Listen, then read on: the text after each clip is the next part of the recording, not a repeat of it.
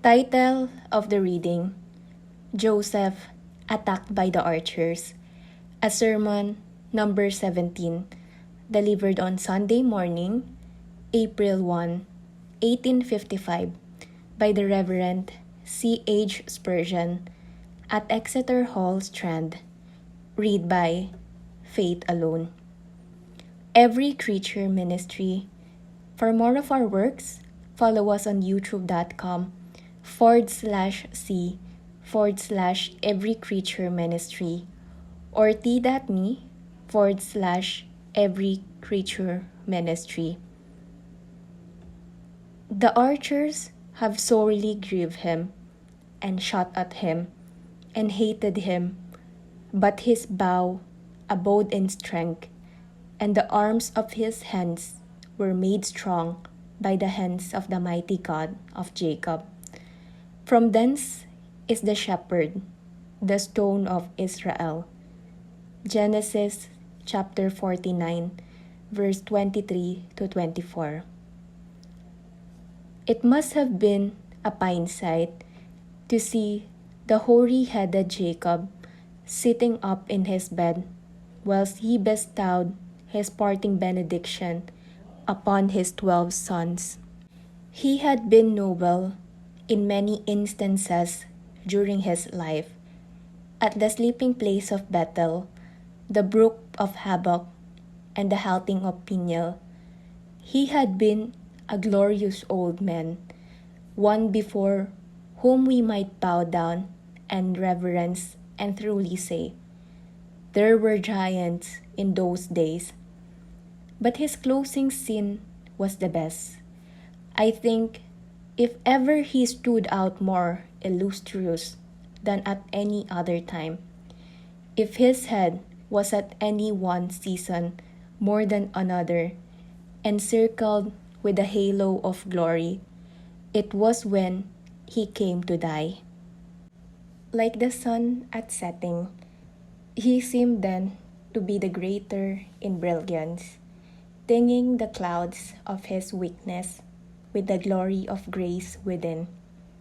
Like good wine, which runs clear to the very bottom, unalloyed by dregs, so did Jacob, till his dying hour, continue to sing of love, of mercy, and of goodness, past and future. Like the swan, which, as old writers say, sing not all its life until it comes to die. So, the old patriarch remained silent as a songster for many years, but when he stretched himself on his last couch of rest, he stayed himself up in his bed, turned his burning eye from one to another, and although with a hoarse and faltering voice, he sang a sonnet upon each of his offspring, such a earthly poets, uninspired, cannot attempt to imitate. Looking upon his son, Reuben, a tear was in his eyes, for he recollected Reuben's sin. He passed over Simon and Levi, giving some slight rebuke. Upon the others, he sung a verse or praise. As his eyes saw into the future history of the tribes, by and by his voice failed him, and the good old man, with long drawn breath, with eyes pregnant with celestial fire, and heart big with heaven, lifted his voice to God and said, I have waited for thy salvation, O God, rested a moment on his pillow, and then again, sitting up, recommenced the strain, passing briefly by the names of each. But oh, when he came to Joseph, his youngest son, but one, when he looked on him, I picture that old man as the tears ran down his cheeks. There stood Joseph, with all his mother, Rachel in his eyes. That dear loved wife of his, there he stood, the boy for whom that mother had prayed with all the eagerness of an Eastern wife. For a long 20 years, she had tarried a barren woman and kept no house. But then she was as joyful a mother, and she called her son Increase. Oh, how she loved the boy! And for that mother's sake, though she had been buried for some years and hidden under the cold sod, old Jacob loved him too. But more than that, he loved him for his troubles. He was parted from him to be sold in Egypt. His father recollected Joseph's trial in the round house and the dungeon, and remembered his royal dignity as Prince of Egypt. And now, with a full burst of harmony, as if it the music of heaven had united with his own, as when the widened river meets the sea, and the tide coming up doth amalgamate with the stream that come down, and swell into broad expanse. So did the glory of heaven meet the rapture of his earthly feelings, and giving vent to his soul, he sang, Joseph is a fruitful bough, even a fruitful bough by a well, whose branches run over the wall. The archers have sorely grieved him, and shot at him, and hated him. But his bow abode in strength, and the arms of his hands were made strong by the hands of the mighty God of Jacob.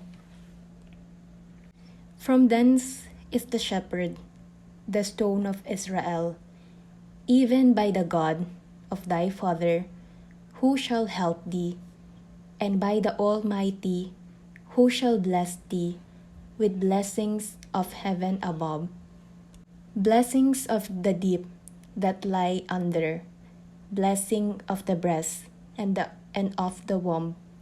The blessing of thy father have prevailed above the blessings of my progenitors, unto the outmost bound of the everlasting hills. They shall be on the head of Joseph, and on the crown of the head of him that was separate from his brethren. What a splendid stanza with which to close. He has only one more blessing to give, but surely this was the riches which he conferred on Joseph. Joseph is dead, but the Lord has his Josephs now. There are some still who understand by experience, and that is the best kind of understanding. The meaning of this passage, the archers have sorely grieved him, and shot at him, and hated him.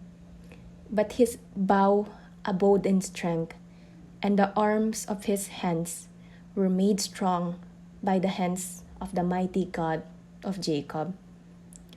There are 4 things for us to consider this morning.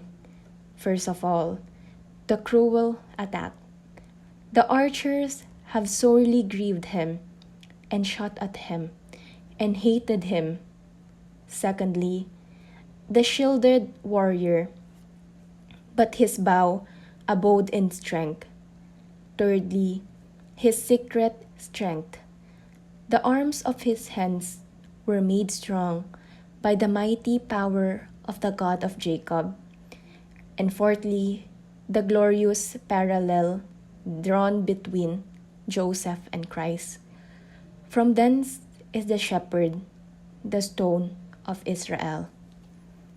First then, we commence the cruel attack. The archers have sorely grieved him. Joseph's enemy were archers. The original has it, masters of the arrow. That is, men who were skilled in the use of the arrows, though all weapons are alike, approved by the warrior in his thirst for blood. There seems something more cowardly in the attack of the archer than in that of swordsman. The swordsman plants himself near you, foot to foot, and lets you defend yourself and deal your blows against him. But the archer stands at a distance, hides himself in ambuscade, and, without you knowing it, the arrow comes whizzing through the air and perhaps penetrates your heart. Just so are the enemies of God's people. They very seldom come foot to foot with us. They will not show their faces before us. They hate the light. They love darkness. They dare not come and openly accuse us to our face, for then we could reply. But they shoot the bow from a distance, so that we cannot answer them. Cowardly and dastardly as they are, they forge their arrowheads and aim them, winged with hellbird's feathers. At the hearts of God's people, the archers sorely grieve poor Joseph. Let us consider who are the archers who so cruelly shot at him. First, there were the archers of envy. Secondly, the archers of temptations. And thirdly, the archers of slander and calumny. First, Joseph had to endure the archers of envy. When he was a boy, his father loved him. The youth was fair and beautiful. In person, he was to be admired. Moreover, he had a mind that was gigantic and an intellect that was lofty. But best of all, in him dwelt the Spirit of the living God. He was one who talked with God, a youth of pity and prayerfulness, beloved of God. Even more than he was by his earthly father. Oh, how his father loved him! For in his fond affection, he made him princely coat of many colors and treated him better than the others. A natural but foolish way of showing his fondness. Therefore, his brethren hated him. Full often did they jeer at the youthful Joseph when he retired to his prayers, when he was with them at a distance from his father's house. He was their drudge, their slave, their taunt. The jeer did often wound his heart, and the young child endured much secret sorrow. On an ill day, as it happened, he was with them at a distance from home, and they thought to slay him. But upon the entreaty of Reuben, they put him into a pit, until, as a providence would have it, the Ishmaelites did pass that way. They then sold him for the price of a slave, stripped him of his coat, and sent him naked. They knew not, and they cared not, withered so long as he might be out of their way, and no longer provoke their envy and their anger. Oh, the agonies he felt, parted from his father, losing his brethren, without a friend, dragged away by cruel mansellers, chained upon a camel, it may be. with fetters on his hands. Those who have borne the gyves and fetters, those who have felt that they were not free men, that they had not liberty, might tell how sorely the archers grieved him when they shot at him the arrows of their envy.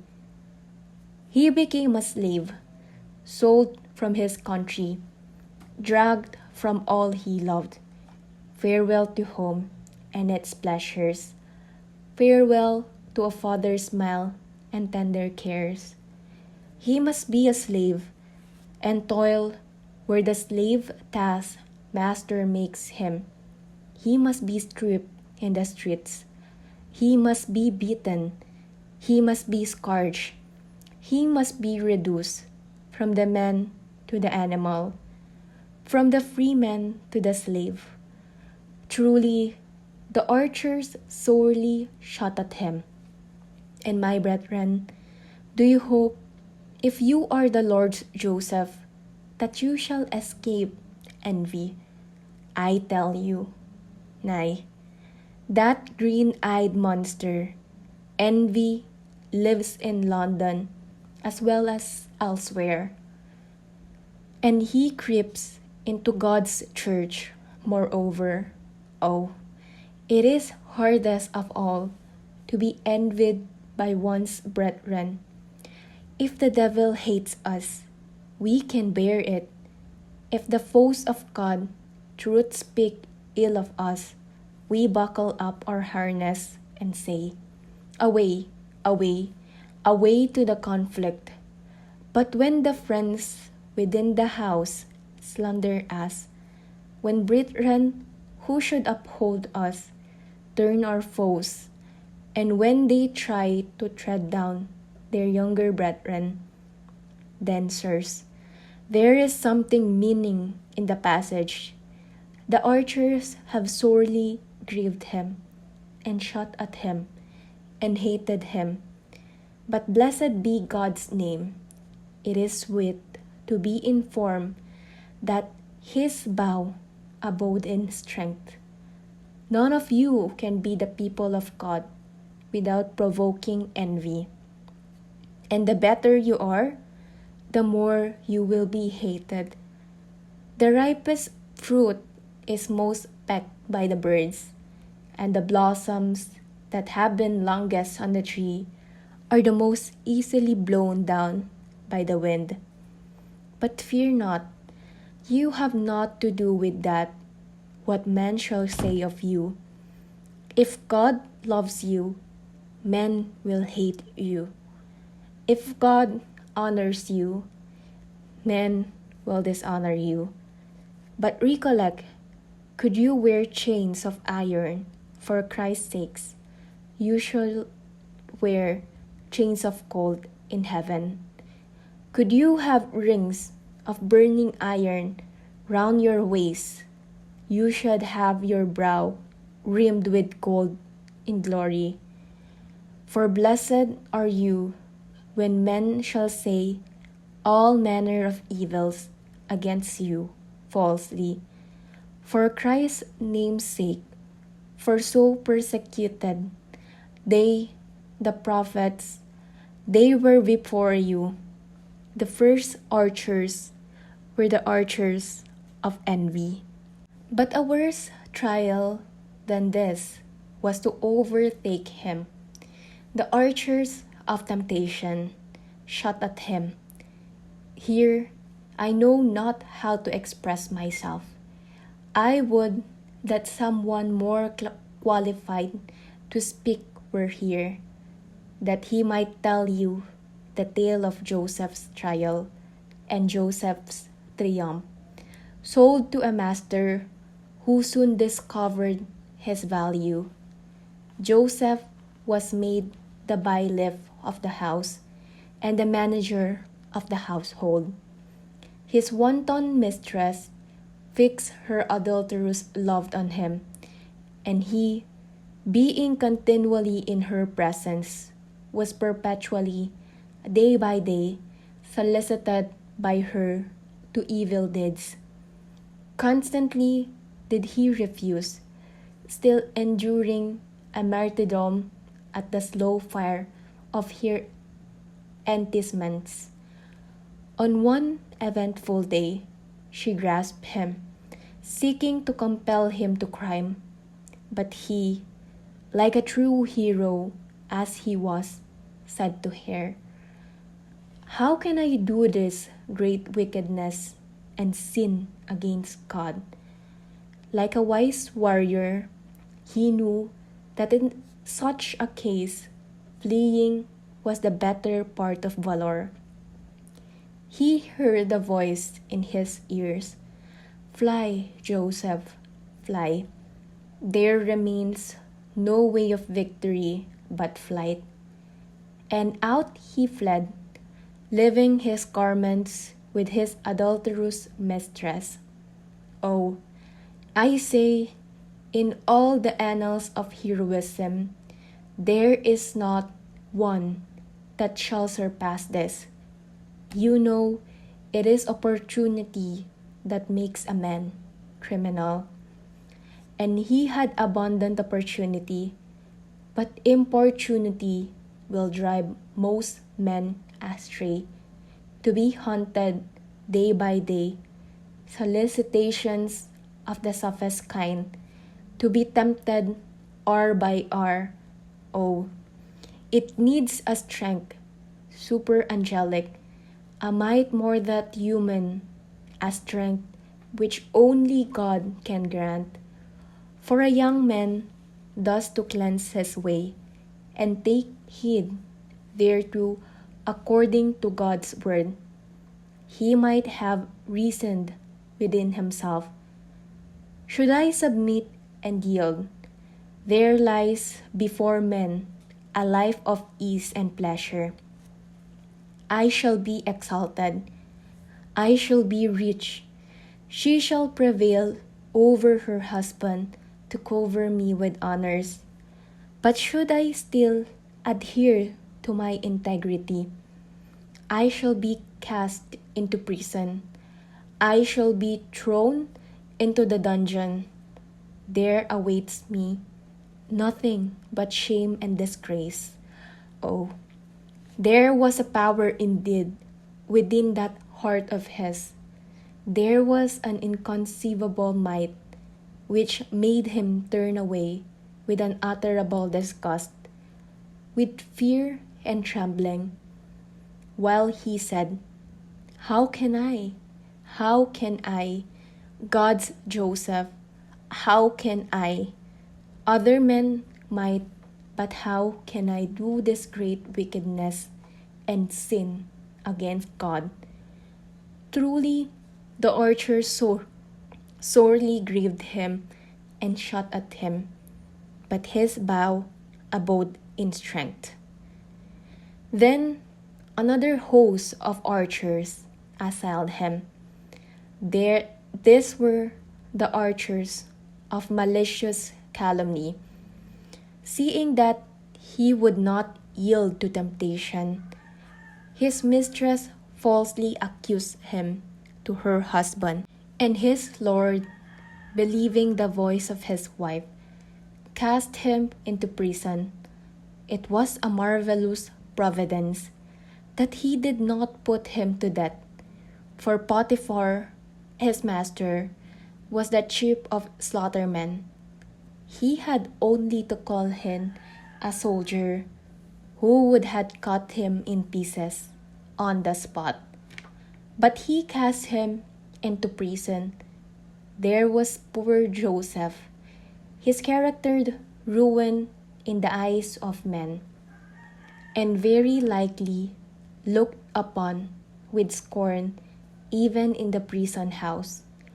Base criminals went away from him as if they thought him viler than themselves, as if they were angels in comparison with him.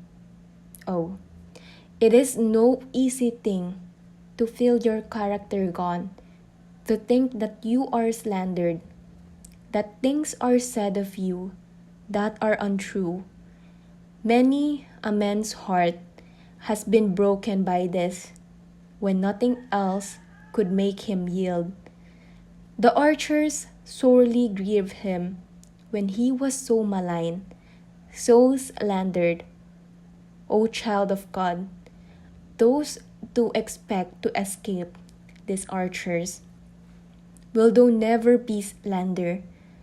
Shall thou never be calumniated? It is the lot of God's servants, in proportion to their zeal, to be evil spoken of. Remember the noble Whitefield, how he stood and was the butt of all the jeers and scoff of half an age, while his only answer was a blameless life. And he who forged and he who threw the dart had each a brother's interest in his heart. They reviled him and imputed to him crimes that Sodom never knew. So shall it be always with those who preach God's truth and all the followers of Christ. They must all expect it. But blessed be God, they have not said worse things of us than they said of our Master. What have they laid to our charge? They may have said, He is drunken and a wine-bibber. But they have not said, He had a devil. They have accused us of being mad. So was it said of Paul. O holy infatuation, heavenly furor, would that we could bite others until they have the same madness. We think, if to go to heavens be mad, we will not choose to be wise. We see no wisdom in preferring hell. We can see no great prudence in despising and hating God's truth. If to serve God be vile, we purpose to be viler still. Ah, friends, some now present now this verse by heart. The archers have sorely grieved him, and shot at him, and hated him. Expect it. Do not think it a strange thing. All God's people must have it. There are no royal roads to heaven. They are paths of trials and trouble. The archers will shoot at you as long as you are on this side, the flood. We have seen these archers shoot their flights of arrows. We will now go up in the hill a little, behind a rock, to look at the shielded warrior and see how his courage is while the archers have sorely grieved him. What is he doing? His bow abide in strength. Let us picture God's favorite. The archers are down below. There is a parapet of rock before him. Now and then he looks over it to see what the archers are about. But generally, he keeps behind in heavenly security. He is set upon a rock, careless of all below. Let us follow the track of the wild goat and behold the warrior in his fastness. First, we notice that he has a bow himself, for we read that his bow abode in strength. He could have retaliated if he pleased, but he was very quiet and would not combat with them. Had he pleased, he might have drawn his bow with all his strength and sent his weapon to their hearts with far greater precision than they had ever done to him. But mark the warrior's quietness. There he rests, stretching his mighty limbs, his bow abode in strength. He seemed to say, "Rage on, ay, let you arrows spend themselves, empty your quivers on me. Let your bow strings be worn out, and let the wood be broken with its constant bending. Here am I, stretching myself in safe repose. My bow abodes in strength. I have other work to do besides shooting at you. My arrows are against yon foes of God, the enemies of the Most High. I cannot waste an arrow on such pitiful sparrows as you are. You are birds beneath my noble shot. I would not waste an arrow on you." Thus he remains behind the rock and despises them all. His bow abide in strength. Mark well his quietness. His bow abide. It is not rattling. Is it not always moving? But it abides. It is quiet still. He takes no notice of that attack. The archers, sorely grieved, bow on them. He rested while they raged. Doth the moon stay herself to lecture every dog that bait at her?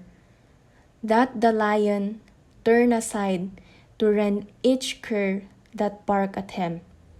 Do stars cease to shine because the nightingales reprove them for their dimness?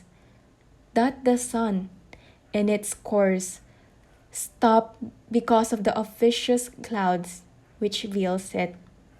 Or doth the river stay beyond the willow, dip its leaves into its waters?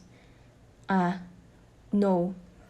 God's universe moves on, and if men will oppose it, it heeds them not. It is as God hath made it. It is working together for good, and it shall not be stayed by the censure nor moved on the praise of men. Let your bows, my brethren, abide. Do not be in a hurry to set yourselves right. God will take care of you. Leave yourselves alone. Only be very valiant for the Lord God of Israel. Be steadfast in the truth of Jesus, and your bow shall abide. But we must not forget the next word. His bow abode in strength. Though his bow was quiet, it was not because it was broken. Joseph's bow was like that of William the Conqueror. No man could bend it but Joseph himself. It abode in strength. I see the warrior bending his bow, how with his mighty arms he pulls it down and draws the string to make it ready. His bow abode in strength. It did not snap. It did not start aside. His chastity was his bow, and he did not lose that. His faith was his bow, and that did not yield.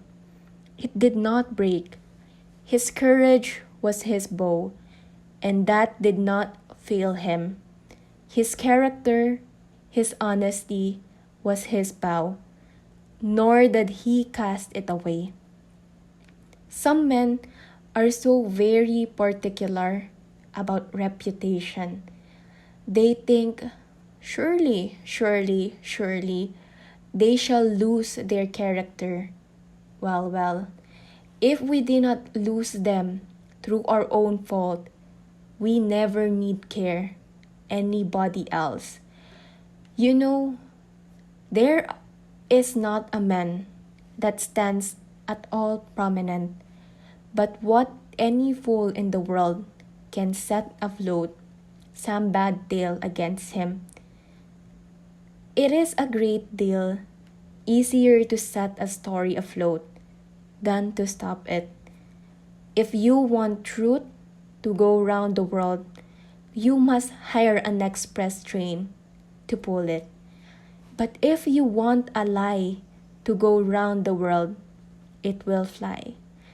It is as light as a feather, and a breath will carry it. It is well said in the old proverb, a lie will go round the world, while truth is pulling its boot on. Nevertheless, it does not injure us, for if light as feathery travels as past, its effect is just about as tremendous as the effect of down. When it is blown against the wall of a castle, it produces no damage whatever. On account of its lightness and littleness, fear not, Christian. Let slander fly. Let envy send forth its forked tongue. Let it hiss at you. Your bow shall abide in strength. O shielded warrior, remain quiet, fear no ill. But like the eagle in its lofty eyrie, look thou down upon the fowlers and the pain. Turn thy bold eye upon them and say, shoot you may, but your shots will not reach halfway to the pinnacle where I stand. Waste your powder upon me, if you will. I am beyond your reach. Then clap your wings, mount to heaven, and there laugh them to scorn. For you have made your refuge God, and shall find a most secure abode. The third thing in our text is the secret strength. The arms of his hands were made strong by the hands of the mighty God of Jacob. First, notice concerning his strength that it was a real strength. It says, the arms of his hands, not his hands only. You know, some people can do a great deal with their hands, but then it is often fictitious power. There is no might in the arm, there is no muscle. But of Joseph it is said, the arms of his hands were made strong. It was real potency, true muscle, real sinew, real nerve. It was not simply sleight of hand. The power of moving his finger very swiftly, but the arms of his hands were made strong. Now that strength which God's give to Joseph is real strength.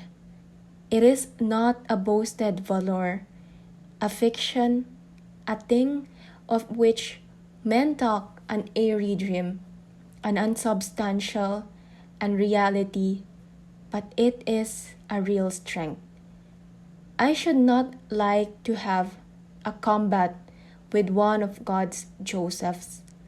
I should find their blows very heavy. I fear a Christian stroke more than any other man's, for he has bone and sinew, and smites hard.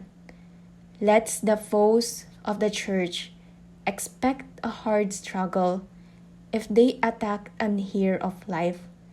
Mightier than the giants are men of the race of heaven. Should they once arouse themselves to battle, they could laugh at the spear and the habergeon, but they are patient generation, enduring ills without resenting them, suffering scorn without reviling the scoffer. Their triumph is to come when their enemies shall receive the vengeance due.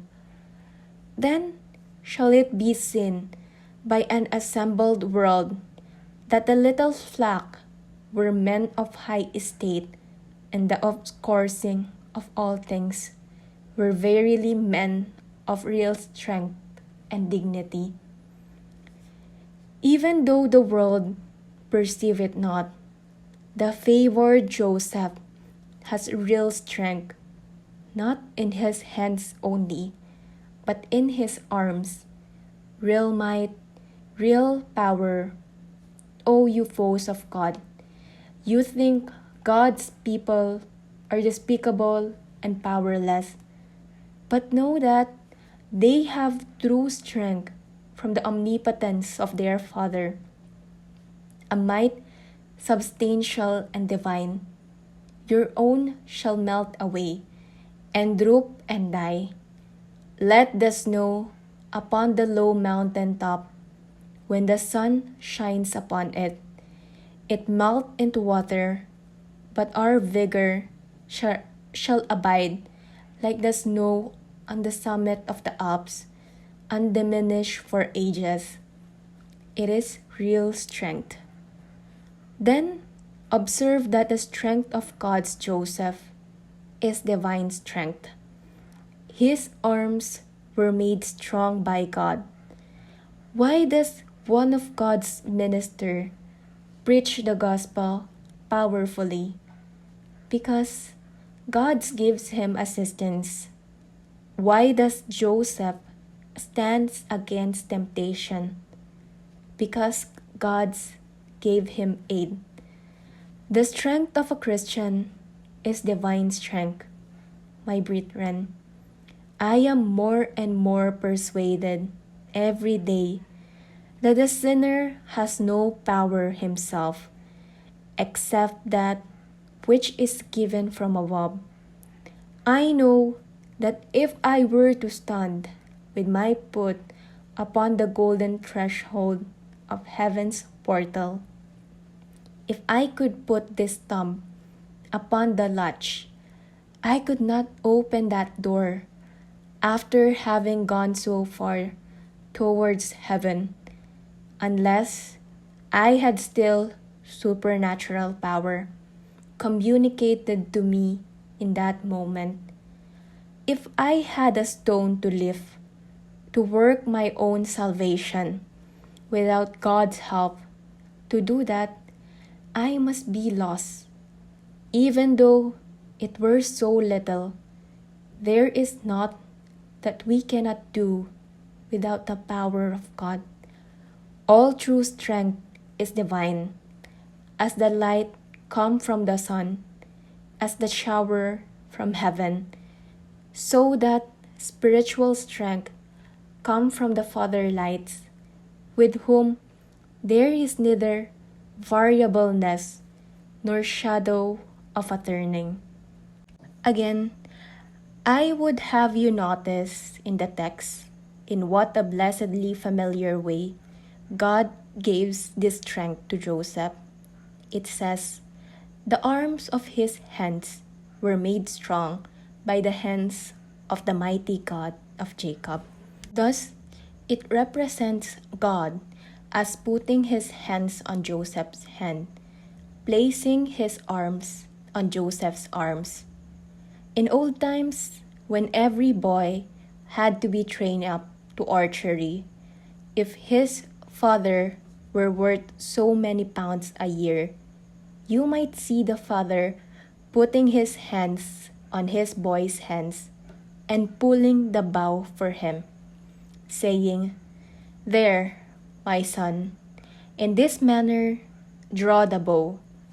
So the text represents God as putting his hands on the hand of Joseph and laying his broad arm along the arms of his chosen child, that he may be made strong, like as a father teach his children. So the Lord teaches them that fear him. He puts his arms upon them, as Elijah laid with his mouth upon the child's mouth, with his hands upon the child's hand, with his foot upon the child's foot. So does God puts his mouth to his children's mouth, his hands to his minister's hand, his foot to his people's foot. And so he makes us strong, marvelous, condensations, you stars of glory. Have you ever witnessed such stoop of love? God Almighty, eternal, omnipotent, stoops from his throne and lays his hand upon the child's hand, stretching his arm upon the arm of Joseph, that he may be made strong. One more thought, and I have done. The strength was covenant, for it is said, the arms of his hands were made strong by the hands of the mighty God of Jacob. Now, wherever you read of the God of Jacob in the Bible, you may know that respects God's covenant with Jacob. I love to talk about God's everlasting covenant. Some of the Armenians cannot bear it, but I love a covenant salvation, a covenant not made with my Father, not between me and God, but between Christ and God.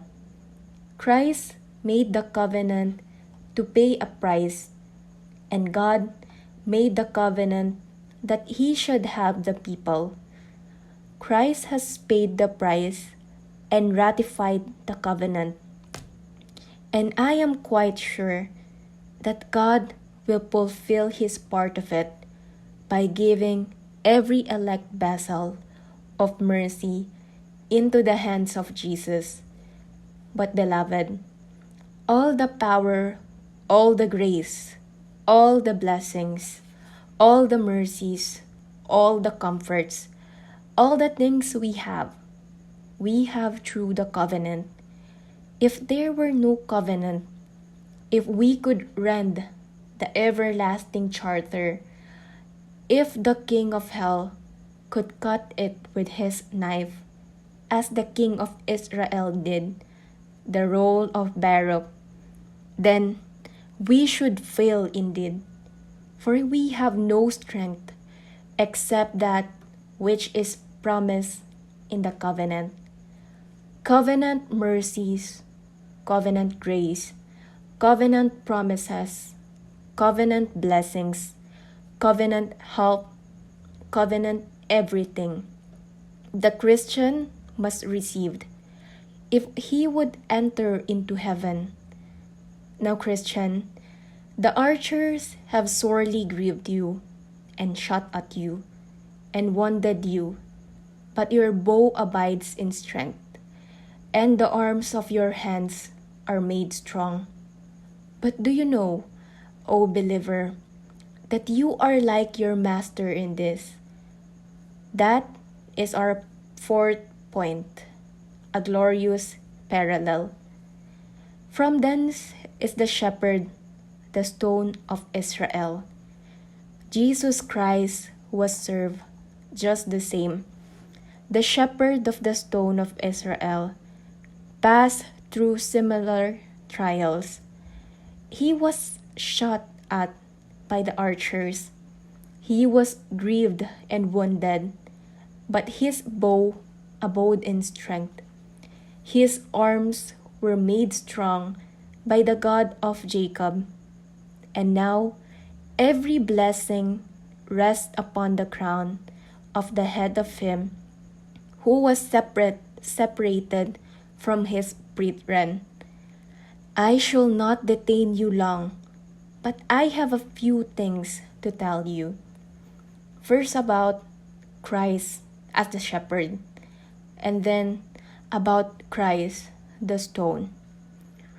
Christ came into the world as a shepherd. As soon as he made his appearance, the scribes and Pharisees said, We have been the shepherds until this hour. Now we shall be driven from our honors. We shall lose all our dignity and our authority. Consequently, they always shot at him. As for the people, they were a fickle herd. I believe that many of them respected and admired Christ, though doubtless the vast majority hated him, for wherever he went, he was a popular preacher. The multitude always thronged him and crowded round him, crying, Hosanna! I think if you had walked up to the top of that hill of Calvary and asked one of those men who cried out, Crucify him, crucify him, what do you say that for? If he a bad man? No, he would have said, he went about doing good. Then why do you say, crucify him? Because Rabbi Simon gave me a shekel to help the clamor. So multitude were much won by the money and influence of the priests. But they were glad to hear Christ after all. It was the shepherds that hated him because he took away their traffic, because he turned the buyers and sellers out of the temple, diminish their dignity, and ignore their pretensions. Therefore, they could not endure him. But the shepherd of Israel mounted higher and higher. He gathered his sheep, carried the lambs in his bosom, and now stands acknowledged as the great shepherd of the sheep, who shall gather them into one flock and lead them to heaven. Rowland Hill tells a curious tale in his village dialogues about a certain Mr. Tiplash, a very fine intellectual preacher, who, in one of his flight of oratory, said, O virtue, thou art so fair and lovely, if thou were to come down upon earth, all men would love thee. With a few more pretty, beautiful things, Mr. Blunt and the honest preacher who was in the neighborhood was asked to preach in the afternoon, as he supplemented the worthy gentleman's remarks by saying, O virtue, thou didst come on earth in all thy purity and loveliness, but instead of being beloved and admired, the archers sorely shot at thee and grieved thee. They took thee, virtue, and hang thy quivering limbs upon a cross. When thou didst hang there, dying, they hissed at thee, they mocked thee, they scorned thee. When thou did ask for water, they gave thee vinegar to drink, mingled with gall. Yeah, when thou died, thou hadst a tomb from charity, and that tomb sealed by enmity and hatred. The shepherd of Israel was despised. Incarnate virtue was hated and abhorred. Therefore, fear not, Christians. Take courage, for if your master pass through it, surely you must. To conclude, the text calls Christ the stone of Israel. I have heard the story. I cannot tell whether it is true or not. Out of some of the Jewish rubbish, it is a tale concerning the text.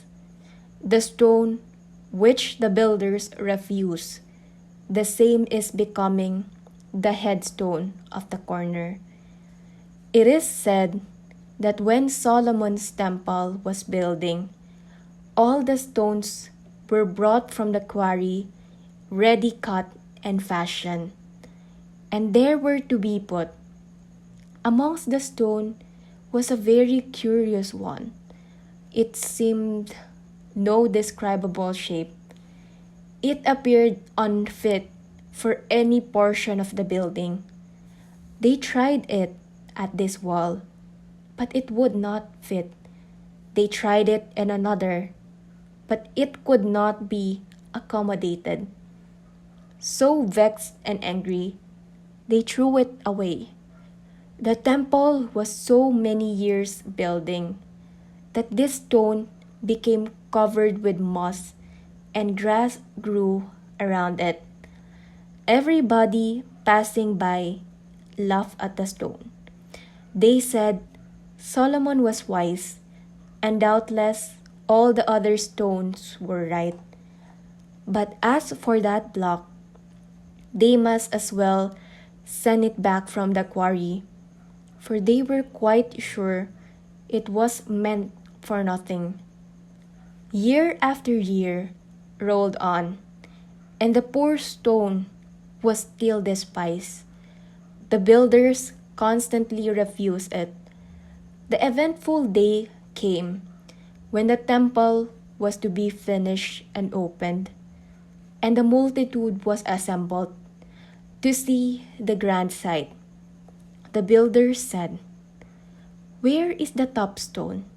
Where is the pinnacle?" They little thought where the crowning marble was, until someone said, "Perhaps that stone which the builders refuse is meant to be the top stone." They then took it and hoisted it to the top of the house, and as it reached the summit, they found it well adapted to the place. Loud hosannas made the welkin ring, as the stone which the builders refused thus become the headstone of the corner. So is it with Christ Jesus. The builders cast him away. He was a plebeian. He was of poor extraction. He was a man acquainted with sinner, who walked in poverty and meanness. Hence, the worldly wise despise him. But when God shall gather together in one all things that are in heaven and that are in earth, then Christ shall be the glorious consummation of all things. Christ reigns in heaven, the topmost stone, and well deserves the praise. He shall be exalted. He shall be honored. His name shall endure as long as the sun, and all nations shall be blessed in him. You all generation shall call him blessed.